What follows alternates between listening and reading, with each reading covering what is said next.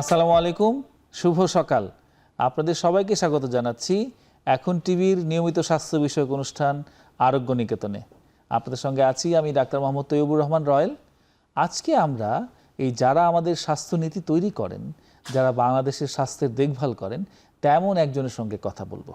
আমাদের মাঝে উপস্থিত আছেন বাংলাদেশ জাতীয়তাবাদী দল বিএনপির স্বাস্থ্য বিষয়ক সম্পাদক ডাক্তার মোহাম্মদ রফিকুল ইসলাম। স্যার, আপনাকে আমাদের স্টুডিওতে স্বাগত জানাচ্ছি। আমরা আজকে আপনার সঙ্গে বাংলাদেশের বর্তমান স্বাস্থ্য ব্যবস্থা কি কি আপনারা ভূমিকা রাখতে পারেন সে সমস্ত বিষয় নিয়ে আলোচনা করব। ধন্যবাদ আপনাকে এবং ধন্যবাদ এখন টিভির সকল কলাকৌশলী এবং শুভানুদ্দে এবং যারা দর্শক আছেন তাদের সকলকে।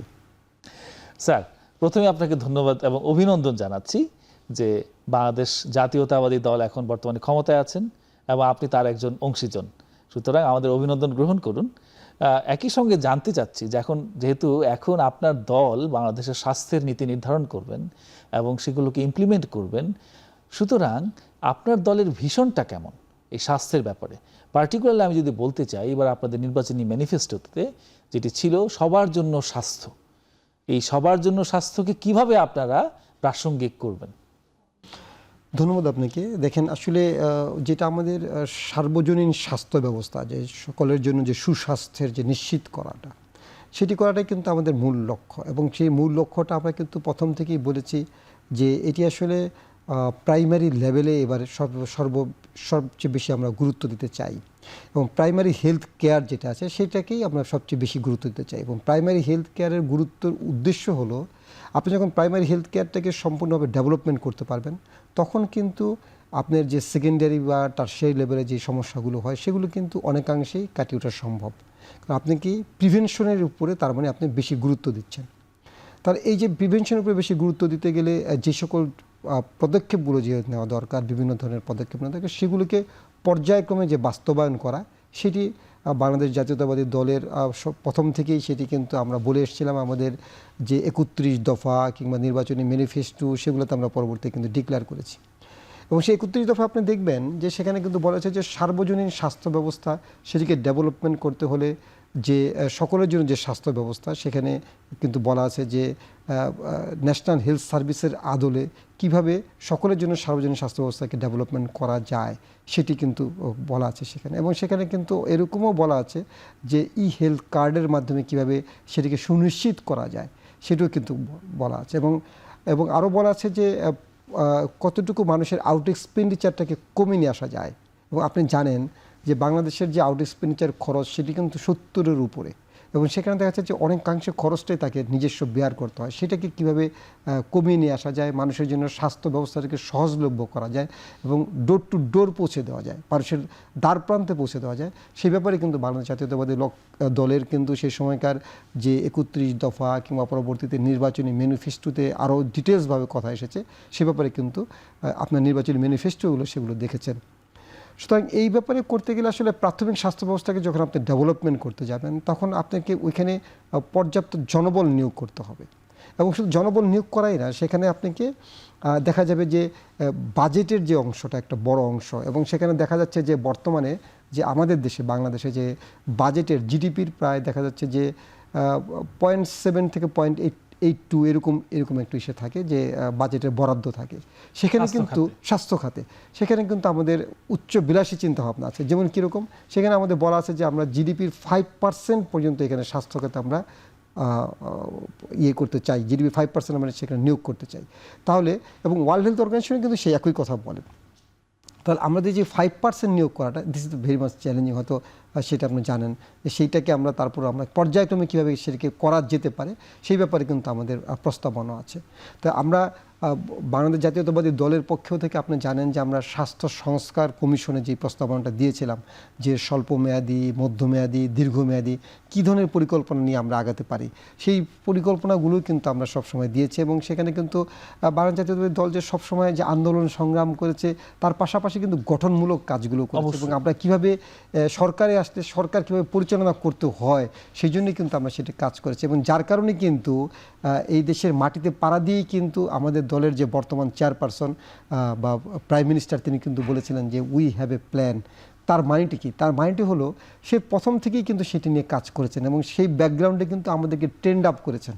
আমাদেরকে ট্রেন্ড আপ করে তুলেছেন যে কিভাবে এটাকে নিয়ে কাজ করা যায়, কিভাবে বাইরের সাথে কোলাবোরেশন নিয়ে কাজ করা যায়। সেই জন্য কিন্তু আমাদেরকে বিভিন্ন যেমন বিদেশ থেকে অনেকেই এসেছেন, সেখানে আমরা কিন্তু জয়েন্টলি কোলাবোরেটলি কিন্তু তাদের সাথে মিটিং করেছি এবং তাদের সাথে কাজ করেছি যে কীভাবে স্বাস্থ্য ব্যবস্থাকে, বাংলাদেশ স্বাস্থ্য ব্যবস্থাকে ঢালাওভাবে সাজিয়ে সেটি মানুষের দ্বারপ্রান্তে পৌঁছে দেওয়া যায়, সেই ব্যাপারে কিন্তু আমরা কাজ করেছি সবসময়। Thank you sir. কিন্তু আমরা একটা প্রাকৃতিক প্রতিবন্ধকতা দেখতে পাচ্ছি। আপনারা অনেক উৎসাহ নিয়ে এগিয়ে এসেছেন, আমরা দেখতে পেরেছি যে আপনাদের প্রস্তুতির কোনো ঘাটতি নেই, যথেষ্ট প্ল্যান করে এবং অনেক বলবো রিসার্চ করে আপনাদের ম্যানিফেস্টোটি তৈরি করা হয়েছে। কিন্তু আমরা দেখলাম যে আপনার ক্ষমতা নেওয়ার সাথে সাথেই একেবারে আমরা বলবো যে বিনা মেঘে বজ্রপাতের মতো আমাদের দেশে হামের একটা প্রাদুর্ভাব দেখা যাচ্ছে, মানুষের মাঝে অনেক আতঙ্ক ছড়িয়ে পড়েছে। আপনি নিজেও ঢাকার বাইরে আমরা দেখেছি আপনি রাজশাহীতে গিয়ে পরিদর্শন করে এসেছেন। তো স্যার এখন তাহলে বাংলাদেশের পরিস্থিতিটা কেমন? এখন আমাদের সমস্ত টাইম এনার্জি কেমন যেন হামের দিকে চলে যাচ্ছে। স্বাস্থ্য অধিদপ্তর নিয়ন্ত্রণাধীন সমস্ত প্রতিষ্ঠানের ছুটি বাতিল করা হয়েছে এবং সাপ্লিমেন্টারি ভ্যাকসিনেশন শুরু হচ্ছে আগামীকাল থেকে। তো পরিস্থিতিটা কতটা ভয়াবহ বা মানুষের আতঙ্কিত হবার মতো ব্যাপার আছে কিনা, আপনি স্যার কি বলবেন? আপনার মূল্যায়নটা জানতে চাই। আপনি সময় উপযোগী একটি প্রশ্ন করেছেন। দেখেন, আসলে আপনি যখন সরকারে থাকবেন তখন সরকারে থাকলে সবসময় যে আপনার সুসময় যাবে ব্যাপারটা কিন্তু তা নয়।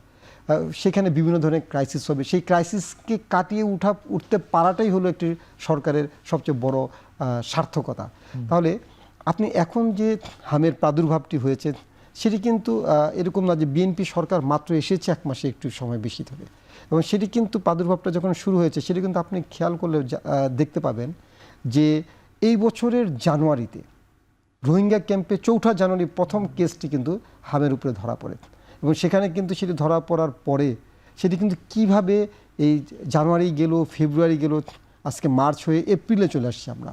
তাহলে কিভাবে সেটি ঢাকা সহ আরও 7টি অঞ্চলে এটি প্রাদুর্ভাব হয়েছে, সেটি তাহলে কীভাবে হয়েছে সেটা কিন্তু আপনারা বুঝতে পারবেন কেন এই সমস্যাটি হলো। আমি যখন রাজশাহীতে গেলাম তখন রাজশাহীতে কিন্তু একটি প্রশ্ন উঠল যে রাজশাহীতে বিনা চিকিৎসায় প্রায় 33 জন শিশু মারা গিয়েছেন এবং তারা হামে আক্রান্ত হয়ে অনেকের ধারণা ছিল। কিন্তু আমি যখন ওইখানে ভিজিটে যাই তখন যে দেখলাম যে ওইখানে মিজেলস কর্নার আছে আলাদা, এবং সেখানে চিকিৎসার ব্যবস্থা আছে এবং তারা চিকিৎসা নিচ্ছেন। তখন আমি পেডিয়াট্রিক্সের যে হেড, শিশু বিভাগের যে হেড, তার সাথে কথা বললাম এবং তিনি কিন্তু সাংবাদিকদের সামনেই তিনি কিন্তু সংবাদ সম্মেলন যেটা আমি করেছি সেখানে কিন্তু তিনি তার প্রশ্নের উত্তর রেখেছেন এবং তিনি কিন্তু বলেছেন যে এই 32 জন বা 29 জন যেটা সে বলেছিলেন যে শিশুর মতো মারা গিয়েছেন, তার মধ্যে কিন্তু একজন শিশুও হামে আক্রান্ত হয়ে মারা যায়নি, এবং তারা কিন্তু সন্দেহভাজন হিসেবে মনে হচ্ছিল যে তারা মনে হয় হামে আক্রান্ত হয়ে, কিন্তু তার অন্য রোগে মারা গিয়েছেন, সেটি সত্য, কিন্তু তারা হামে আক্রান্ত ছিলেন না। তাহলে প্রপারলি ডায়াগনোসিস করা এবং কেন এটি হলো। এবং আপনি দেখেন যে আজকে বেশ কিছুদিন যাবত আমরা শুনছি যে, এবং আমরা যে ওইখানে যে কিন্তু আমি নিজেও বলেছি যে ইন্টিরিয়াম গভর্নমেন্টের সময় যে ভ্যাকসিন ক্রয়ের যে জটিলতা, সেই জটিলতার কারণেই কিন্তু হামের ভ্যাকসিনটি কিন্তু দেওয়া হয়নি, এবং আমরা যে MR1 MR2 দিয়ে থাকি যে 9 মান্থ এবং 15 মান্থে, সেই ভ্যাকসিনেশন প্রক্রিয়াটা কিন্তু ঠিকমতো হয়নি। তবে এর চেয়েও কিন্তু একটি অশনির সংকেত, সেটি হলো আপনি নিশ্চয়ই দেখেছেন যে বাংলাদেশ জাতীয়তাবাদী দলের যে নারী ও শিশু নির্যাতিত যে সেল আছে, নিপীড়ন নির্যাতিত সেল, স্বাস্থ্য এবং আইনি সহায়তা সেল, সেখান থেকে আমরা একটা রাউন্ড টেবিল বৈঠক করেছি। সেই রাউন্ড টেবিল বৈঠকে কথা উঠে এসেছে যে 6 মাস কিংবা 4 মাসে কিন্তু একটি বাচ্চা মিজেলস আক্রান্ত হওয়ার কথা, যেটি সাধারণত হওয়ার কথা ছিল না। তার মানে কি এক্সক্লুসিভ ব্রেস্ট ফিডিং যে আমাদের একটি প্রক্রিয়া চলছিল সেটিও হয়তো বা ব্যাহত হয়েছে, যার কারণে কিন্তু আজকে 9 মাসের নিচের বাচ্চারাও কিন্তু এখানে আক্রান্ত হচ্ছেন। তাই আমি মনে করি যে সরকার ঠিকই পদক্ষেপ নিয়েছেন, এবং সরকার কিন্তু আপনি দেখেন যে তার স্বাস্থ্যকর্মীদের ছুটি কিন্তু বাতিল করেছেন, যেটি জরুরি প্রয়োজন হয়, এবং যেটি কিন্তু সরকার কিন্তু বলেছেন যে তারা মিজেলস ক্যাম্প করবেন, তারা ভ্যাকসিন ক্যাম্প করবেন, ভ্যাকসিনেশন ক্যাম্প করবেন। এই ভ্যাকসিনেশন ক্যাম্পের সুবিধাটা হলো আপনি যে রুটিনলি যেটা দেন যে 9 মান্থ এবং 15 মান্থে, সেখানে কিন্তু আপনি 6 মাসে এবং 10 বছরের শিশুকে কিন্তু আপনি ভ্যাকসিনেশন করতে পারছেন, কিন্তু ভ্যাকসিনেশন করলেই কিন্তু এই সমস্যার সমাধান হবে না। কারণ আপনি ভ্যাকসিনেশন দিচ্ছেন, ফার্স্ট ভ্যাকসিন দিলে আপনার যেই পরিমাণ ইমিউনাইজেশন ডেভেলপ করে সেটা কিন্তু 100% নয়। আপনি কিন্তু MR2 এর সময় আমরা যখন সেকেন্ড ভ্যাকসিনেশন দিই সেখানে কিন্তু আপনার ভ্যাকসিনেশনের কার্যকারিতা হয় 95%। তাহলে আপনি প্রথম অংশে যেটি দিলেন তাতেই যে আপনি পুরোপুরি মিজেলস দূর হয়ে যাবে এই ধরনের ধারণা করাটা কিন্তু সঠিক নয়। এবং আমি মনে করি যে জনমনে যারা আতঙ্ক তৈরি করেন এবং এই ধরনের আতঙ্ক হওয়ার কোনো কারণ নেই।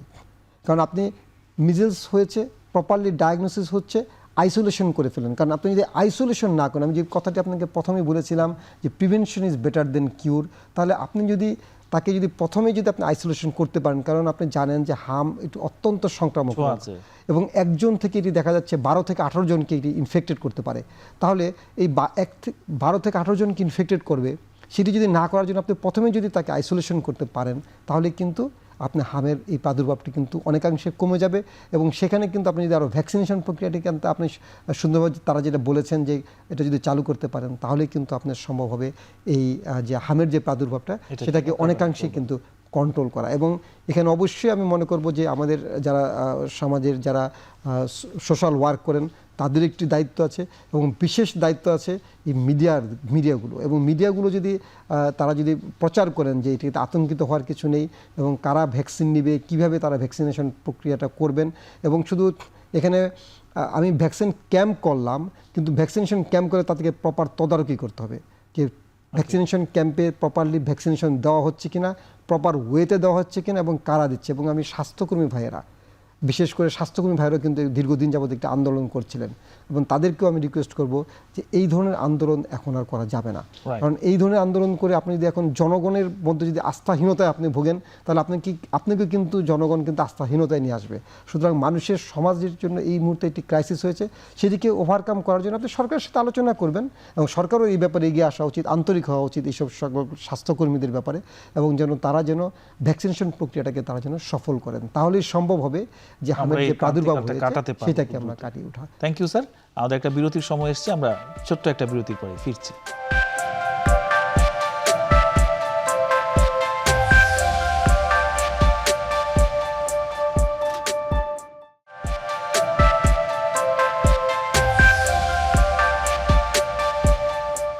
দর্শক, ফিরে আসলাম বিরতির পর আরোগ্য নিকেতনে। স্যার, আমরা আরেকটা জিনিস দেখতে পাচ্ছি যে আপনাদের সবচাইতে যে সমস্ত খুব ক্যাচি আপনাদের কমিটমেন্ট ছিল, তার মধ্যে একটা রেভলিউশনারি কমিটমেন্ট আপনাদের ছিল, সেটা হচ্ছে 5% আপনারা ইনভেস্ট করবেন, জিডিপির 5% আপনারা স্বাস্থ্য খাতে ইনভেস্ট করবেন। বাংলাদেশে কারেন্টলি সেটা 1%-এরও নিচে। এই যে ব্যাপক ইনভেস্টমেন্ট আপনারা স্বাস্থ্য খাতে করার ইচ্ছা পোষণ করছেন, এটা কি স্যার বাস্তবসম্মত? আর যদি করতেও চান, কি কি চ্যালেঞ্জ আছে বলে মনে করেন? দেখেন, আমি তো আপনাকে প্রথমেই বলেছি যে এটি কিন্তু একবারে করা সম্ভব নয় এবং একবারে মানে করাটা সেখানে কতটুকু সরকারের সার্থকতা থাকবে সেটি কিন্তু চিন্তার ব্যাপার আছে। আমি বলছি এটা পর্যায়ক্রমে আপনাকে বাস্তবায়ন করতে হবে এবং পর্যায়ক্রমে বাস্তবায়ন করতে গেলে আপনি কিন্তু সেটি সম্ভব। কেন সম্ভব? যে আপনি যে স্বাস্থ্য খাতের সবচেয়ে বড় একটি প্রবলেম হলো স্বাস্থ্য খাতের দুর্নীতি। আপনি যদি স্বাস্থ্য খাতের দুর্নীতিকে রোধ করতে পারেন, কারণ স্বাস্থ্য খাতের দুর্নীতি, আপনার যে অপচয় যেটি হচ্ছে, আপনি নিশ্চয়ই মনে আছে যে ফরিদপুর মেডিকেল কলেজের পর্দা ক্রয় করতে গিয়ে কী পরিমাণ দুর্নীতি হয়েছে, কিংবা বালিশ ক্রয় করতে গিয়ে কী পরিমাণ দুর্নীতি হয়েছে, কিংবা সরারদি মেডিকেল কলেজে MRI মেশিন কিনে বৃষ্টিতে ভিজছিল, সেটা ফেলে রেখেছেন বাইরে, কিন্তু সেটা ইউজ হয়নি। তার মানে এই অপচয় কিংবা দুর্নীতি এগুলোকে যদি আপনি রোধ করতে পারেন তাহলেই কিন্তু আপনার সম্ভব হবে এই ধরনের প্রজেক্টকে বাস্তবায়ন করা। এবং আপনার নিশ্চয়ই মনে আছে যে করোনাকালীন সময়ে কিভাবে দুর্নীতি হয়েছে। আপনি যেই দামে ক্রয় করার কথা সেটি কিন্তু সেই দামে ক্রয় করতে পারেনি, কারণ সরকার কিন্তু শুধু বলেনি যে 5% জিডিপির 5% স্বাস্থ্য খাতে দেবে। সরকার কিন্তু এটিও বলেছেন দুর্নীতিতে আমরা জিরো টলারেন্স। তার মানেটা কি? দুর্নীতি যে জিরো টলারেন্স, সেটি যদি আপনি সরকারের এই স্বাস্থ্য খাতে আপনি যদি জিরো টলারেন্স দেখাতে পারেন তাহলে কিন্তু আপনার সম্ভব হবে এই স্বাস্থ্য খাতের এই যে তার যে চিন্তা ভাবনা সেটাকে বাস্তবায়ন করা। এবং আমি মনে করি অবশ্যই যে একজন ডাক্তারকে তার পদোন্নতি কিংবা তার পদায়নের জন্য যে ঘুষ দিতে হয়, মারাত্মক অপরাধ, এবং সেগুলোকে যদি আপনি রোধ করতে পারেন, যেটি আমরা শুনেছি যে একজন প্রফেসরকে 8 লাখ 10 লাখ টাকা দিয়ে তার পদোন্নতি নিতে হচ্ছে এক এক সময়, আমরা শুনেছি সেটি। তো এই ধরনের ক্ষেত্রে যদি আপনার এগুলোকে রোধ করতে পারেন, তার যে পোস্টিং বা তার পদায়নের জন্য, যদি তার পদোন্নতির জন্য এই ধরনের সমস্যাগুলোকে যদি আপনি ওভারকাম করতে পারেন, তাহলে কিন্তু একটি বড় অংশের বাজেট কিন্তু আপনি এখান থেকে আপনি রক্ষা হবে। এবং আপনাকে দেখতে হবে যে আমাদের যে ট্যাক্স বা ভ্যাট আমরা যেটি দেই, সেই ট্যাক্স, কারণ আপনি কি এই জিডিপির 5% আপনি দিচ্ছেন কার জন্য? জনগণের জন্য। সুতরাং জনগণকেও যদি আপনার তার ট্যাক্স এবং ভ্যাটের আওতাধীন নিয়ে আসতে পারেন, এবং তাকে যদি সঠিক ট্যাক্স, কাউকে হয়রানি না করে, কাউকে হয়রানি করা যাবে না, এবং তাকে যদি আপনি ট্যাক্সের আওতায় নিয়ে আসেন, তাহলে কিন্তু আপনি সেখান থেকে যে রেভিনিউ মানিটা আসবেন, সেই মানিটাও কিন্তু আপনার এই স্বাস্থ্য খাতে কিন্তু আপনি ব্যয় করবেন। কারণ আপনি যখন জিডিপি 5% এখানে দিবেন, তার মানে অন্য খাতকে সেখান থেকে কমিয়ে নিয়ে আসতে হবে। যেমন স্যার, যদি এই ক্ষেত্রে কর্মসংস্থান যদি কমে যায় বা মানুষের খাবার কেনার খরচ সেখানে যদি কাট হয়ে যায়, তাহলে কি আমরা শুধু স্বাস্থ্য রক্ষা করে আগাতে পারবো? না, আপনি দেখেন, আপনি যখন স্বাস্থ্য, আপনার সুস্বাস্থ্য থাকবে, আপনি যখন স্বাস্থ্য খাতে আপনার স্বাস্থ্য ভালো থাকবেন, তখন কিন্তু আপনার খরচ কিন্তু অনেক বেশি কমে যাবে। যেরকম যে স্বাস্থ্য আপনার ভালো আছে মিন্স আপনার যে ওষুধ ক্রয় করতে হবে না, ওষুধের পরিমাণটা আপনার কমে যাবে, আপনি যে ডাক্তারকে দেখাচ্ছেন সেই খরচটা কমে যাবে। তাহলে এই সকল সমস্ত ক্ষেত্রে কিন্তু আপনার, এবং আপনার আউট এক্সপেন্ডিচার যে ব্যয়টা হচ্ছে, সেই ব্যয়টা কিন্তু আপনার কমে যাচ্ছে, প্রোডাক্টিভিটি আপনার বেড়ে যাচ্ছে। তাহলে আপনি যদি জিডিপি 5% যদি আপনি সেখানে ব্যয়ও করেন, তাহলে কিন্তু আপনি সেখান থেকে কিন্তু আপনার ট্যাক্সও যদি আপনি সেখানে দেন, কারণ আপনি যে বিদেশে যে আপনি ধরেন যে আজকে ইউকেতে বলেন যে আমরা যে বলেছি যে ইউকের মডেলে আমরা স্বাস্থ্য ব্যবস্থা ডেভেলপমেন্ট করতে চাই, সেখানে তারা জিডিপির কত % দিচ্ছে? তারা কিন্তু সেখানে কিন্তু তারা যে পরিমাণ খরচ করছেন, সেই খরচটা করছেন কার টাকা? সেটা কিন্তু পাবলিকের টাকাটাই, পাবলিকের ট্যাক্সের টাকাই কিন্তু আপনি খরচ করছেন। সেই টাকাটা যদি অপচয় না করে এবং দুর্নীতিকে রোধ করে যদি আপনি সেটি করতে পারেন, তাহলে কিন্তু সম্ভব হবে এই জিডিপির যে 5% যেটা আমরা বলেছি সেটাকে বাস্তবায়ন করা। এবং যদি সেখানে আপনার অন্যান্য যে এই ব্যাপারে বিশেষ করে যারা অর্থনীতিবিদ আছেন এবং যারা পরিকল্পনাবিদ আছেন, যারা এগুলোকে নিয়ে করেন, তাদের সাথে সমন্বয় করে যদি এটাকে করা যায়, তাহলে অবশ্যই সম্ভব হবে এটাকে বাস্তবায়ন করা। আমরা বিশ্বাস করি যে নিশ্চয়ই যথেষ্ট হোমওয়ার্ক করেই এই কমিটমেন্টটা করা হয়েছে। Thank you sir. আরেকটা ক্যাচি আপনাদের কমিটমেন্ট হচ্ছে 1 লক্ষ স্বাস্থ্যকর্মী নিয়োগ করা। আমরা মাননীয় স্বাস্থ্যমন্ত্রীকে কিছুদিন আগে এটা বলতে শুনেছি, উনি বেশ দৃঢ়তার সঙ্গেই বলেছেন। এবং ডেফিনেটলি আমাদের বর্তমান যে অবস্থা, সেখানে কিন্তু এই 1 লক্ষ স্বাস্থ্যকর্মী মানে আমাদের কর্মসংস্থানের একটা ব্যাপক সুযোগ থাকবে। তো স্যার, এই বিষয়ে আপনার কাছে আমার কিছু জানবার আছে। আমরা আরেকটা বিরতির সময় এসেছি, আমি বিরতির পরে এসে আপনার কাছ থেকে জানবো।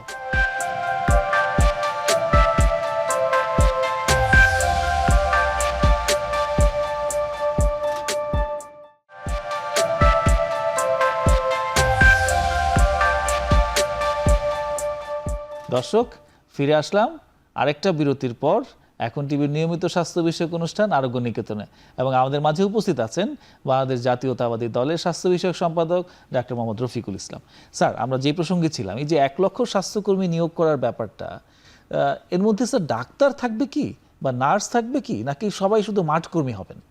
দেখেন, আপনি ঠিকই বলেছেন যে এটি একটু কনফিউশন রয়ে গেছে। আমি বলছি না যে বাংলাদেশে পর্যাপ্ত ডাক্তার আছে বা বাংলাদেশে পর্যাপ্ত নার্স আছে, সেটি বলছি না। তবে এটি কিন্তু স্বাস্থ্যকর্মী যারা বিভিন্ন ইসের সাথে জড়িত, যেমন আপনি ধরেন যে টেকনোলজিক্যাল যারা টেকনিশিয়ান হিসেবে কাজ করেন কিংবা মাঠকর্মী হিসেবে থাকবেন, তারা কিন্তু সেটাকে বাস্তবায়ন করবেন। এরা কিন্তু ডাক্তার নয় কিংবা নার্স নয়। তো এই স্বাস্থ্যকর্মীরা যারা নিয়োগ দেবেন, তার মধ্যে বলা হয়েছে যে 1 লক্ষ স্বাস্থ্যকর্মীর ভিতরে 80% থাকবে শুধু আপনার নারী। কিন্তু আমরা বলেছি আমাদের নির্বাচনী ম্যানিফেস্টোতে আমরা বলেছি, বা আমাদের দলের চেয়ারপারসন কিন্তু সেটি বলেছেন যে আমি কর্মসংস্থানের ব্যবস্থা করব। তো সেই কর্মসংস্থানের ব্যবস্থার মধ্যে কিন্তু একসাথে কিন্তু দুটি প্রক্রিয়া হচ্ছে। আপনি কর্মসংস্থানের ব্যবস্থা করছেন, আবার স্বাস্থ্য খাতকেও আপনি ডেভেলপমেন্ট করছেন। তাহলে এই যে স্বাস্থ্যকর্মীদের যে নিয়োগ দেওয়াটা হবে, তাদের কাজটা কি? তাদেরকে কিন্তু বলা হয়েছে যে তাদেরকে প্রপারলি ট্রেন্ড আপ করে এবং তাদেরকে যে প্রাথমিক স্বাস্থ্য ব্যবস্থার সম্পর্কে তাদেরকে একটি ধারণা দিয়ে তাদেরকে মাঠ পর্যায়ে কাজ করার সুযোগ দেওয়া হবে। এবং তারা কিন্তু বাড়ি বাড়ি যে একটা রুগী কী সমস্যা, একটা মানুষের কী সমস্যা, আমরা যেমন আগে দেখেছেন যে আমরা একটা উঠান বৈঠক করি, তাই সেই ধরনের কাজগুলো কিন্তু এই স্বাস্থ্যকর্মীরা কিন্তু করবেন। এবং সেখানে তারা তাদের প্রপার হিস্ট্রি নিয়ে, এবং আমরা কিন্তু এটাও বলেছি যে ডাটার মধ্যে নিয়ে আসা এবং তাদেরকে যদি পর্যাপ্ত ট্রেন্ড আপ করে তাদেরকে যে আমাদের একটা ডাটা সিস্টেমের মধ্যে নিয়ে আসা, সেটাকে যদি করা যায়, তাহলে কিন্তু স্বাস্থ্য ব্যবস্থাটাকে কিন্তু আরও ডেভেলপমেন্ট, আপনি আরও জবাবদিহিতার মধ্যে আপনি নিয়ে আসতে পারবেন। এবং একজন মানুষ যখন তার রেফারেল সিস্টেমে যখন ধরেন আপনার কাছে আসলো, আপনি যদি তার একটি ডাটা থাকে, সেই ডাটাতে আপনি যখন ক্লিক করবেন তখন আপনি জানতে পারবেন যে সে কী কী রোগে ভুগছেন বা তার কী সমস্যাগুলো হচ্ছে, এখন বর্তমানে কী সমস্যা। তাহলে কিন্তু চিকিৎসাটাও কিন্তু সঠিক হবে এবং নির্ভুল হবে এবং সেখানে কিন্তু চিকিৎসাটা সহজ হয়ে যাবে। সেই জন্য তাদেরও উচিত হবে যে এই ধরনের পর্যাপ্ত ট্রেন্ড আপ করে তাদেরকে সেখানে কিন্তু নিয়োগ দেওয়া।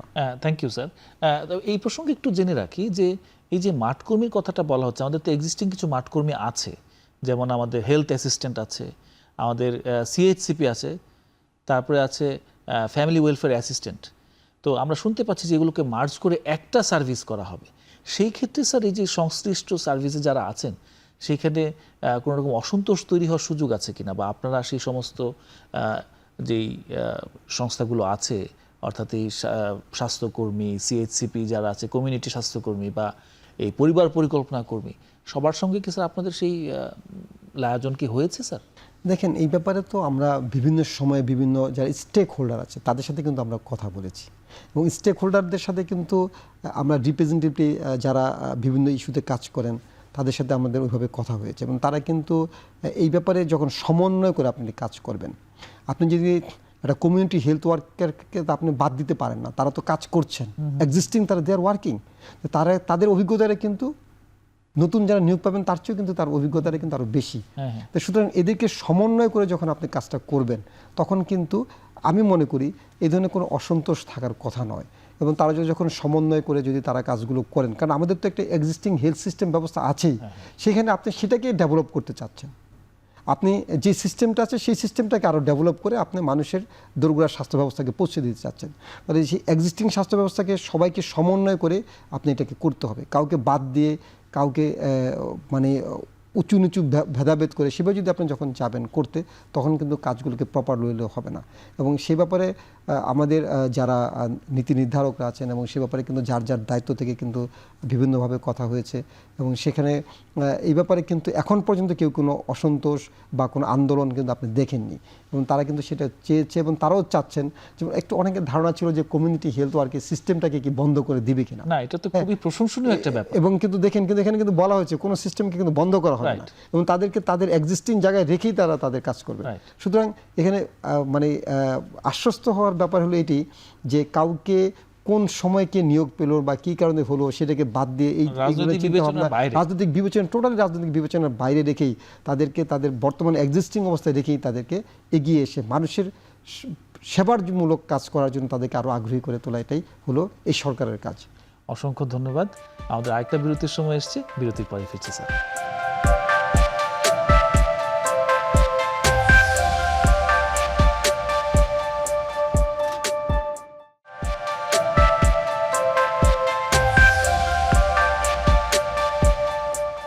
দর্শক, ফিরে আসলাম সর্বশেষ বিরতির পর আরোগ্য নিকেতনে এবং আমাদের সঙ্গে আছেন ডক্টর মোহাম্মদ রফিকুল ইসলাম। স্যার, এইবার বাংলাদেশ জাতীয়তাবাদী দলের নির্বাচনের বিজয়ে একটা ট্রাম্প কার্ড বা গেম চেঞ্জার ছিল হচ্ছে ফ্যামিলি কার্ড, এবং তার সঙ্গে যেটা সর্বোচ্চ উচ্চারিত হয়েছে সেটা হচ্ছে হেলথ কার্ড। স্যার, কবে নাগাদ আমরা এই হেলথ কার্ড পেতে পারি এবং এই হেলথ কার্ডের মাধ্যমে কি কি সুবিধা নিশ্চিত করা হবে? দেখেন, আপনি দেখেছেন যে আমাদের নির্বাচনী ম্যানিফেস্টোতে আমরা কিন্তু বলেছি যে কার্ড দেখিয়ে যেটা বলা হয়েছিল যে নির্বাচনের সময় বিভিন্ন জায়গায় আমি নিজেও ছিলাম সেই নির্বাচনী ক্যাম্পগুলোতে এবং সেখানে কিন্তু একটা আকর্ষণীয় দিক ছিল যে ফ্যামিলি কার্ড, কৃষক কার্ড, এই ধরনের কার্ডগুলোকে একটা আকর্ষণীয় ব্যাপার ছিল। মানুষ জানতে চেয়েছে বারবার যে এটা কীভাবে তারা বাস্তবায়ন করবেন এবং আমরা কি আদৌ বাস্তবায়ন করতে পারবো কিনা না সেটি এই কার্ডেই আকার থেকে যাবে। এবং আপনি অলরেডি দেখবেন যে অলরেডি কিন্তু ফ্যামিলি কার্ড দেওয়া শুরু হয়েছে এবং কৃষক কার্ড কিন্তু শুরু হবে টাঙ্গাইলে। তো এই যে ফ্যামিলি কার্ড, কৃষক কার্ড এবং আপনারা বলেছি যে হেলথ কার্ডও কিন্তু আপনার একটা সিস্টেমে থাকবে এবং সেখানে হেলথ কার্ডের ব্যাপারটি থাকবে যে আপনার যে এই যে আমি কিছুক্ষণ আগে আলোচনা করলাম যে হেলথ কার্ডের মাধ্যমে আপনি জানতে পারবেন যে আপনার একটি প্রপার ডাটা থাকবে এবং সেখানে আপনি জানতে পারবেন যে আপনার কী ধরনের রোগ ছিল, আপনার কী ধরনের ভবিষ্যতে কী করবেন বা আপনার কোনো রেফারেল সিস্টেম ব্যবস্থা থাকলে সেটিও আপনি কোথায় ডাক্তার দেখাবেন কি এই ধরনের পুরো সিস্টেমটাই সেখানে থাকবে। এবং হেলথ কার্ডের মাধ্যমে যদি আপনি জানতে পারেন তাহলে সুবিধাটা হলো যে আপনার চিকিৎসাটা কিন্তু অনেকাংশে যারা করছেন, যে সকল চিকিৎসকরা করছেন তাদের ক্ষেত্রে কিন্তু অনেকাংশে সহজ হবে, কারণ আপনি প্রপার ইনফরমেশনটা সেখানে আপনার থাকে, তবে আমি এই ব্যাপারে কিন্তু একটু সতর্ক করতে চাই। কারণ এই ধরনের ডাটা যখন আপনার থাকবে, আপনি যেন পার্সোনাল ইনফরমেশন যেন কখনো যেন না যায়, হ্যাম্পার না হয়, হ্যাক যাতে না হয়, তাহলে কিন্তু আপনার, কারণ এটি আপনার পার্সোনাল একটা ইস্যু। কারণ আমরা যখন যারা চিকিৎসা সেবা প্রদান করি, আপনি নিজেও জানেন যে একজন রোগী যখন ক্যান্সারে আক্রান্ত হয় বা একজন রোগী যখন অন্য ধরনের কোনো মারাত্মক ডিজিজে আক্রান্ত হয়, আমরাও কিন্তু সবসময় ওই ডিজিজটা কিন্তু শুধুমাত্র অনেক সময় পেশেন্টকে ইনফর্ম করি, অনেক সময় আমরা পেশেন্টকে ইনফর্মও করি না, তার রিলেটিভ যারা থাকেন, অ্যাটেন্ডেন্ট থাকেন, তাদেরকে কিন্তু ইনফর্ম করি। সুতরাং এই ধরনের তার যেন ব্যক্তিগত প্রোফাইল, ব্যক্তিগত সেগুলো হাইলি সিকিউর যেন থাকে, সেই ব্যাপারে কিন্তু আপনাকে নজর দিতে হবে, এবং সেটা যেন হাইলি সিকিউরড হয়, সেই ব্যাপারে কিন্তু আপনাকে প্রথম থেকেই কাজ করতে হবে, যেন এটি যেন সিকিউরিটি মেনটেন করে। এবং এই ব্যবস্থার মাধ্যমে সুবিধাটা হলো যে আপনার প্রপারলি আপনি যেতে পারবেন, আপনার সিস্টেমটা আপনি জানবেন যে আপনি কোথায় যাবেন, এবং আপনি যে ওখানে ডাটা থাকবে যে আপনি কত ধরনের ওষুধ পাচ্ছেন এবং কোন ওষুধটা নিচ্ছেন এবং সেটি কি ঠিকমতো পাচ্ছেন কিনা।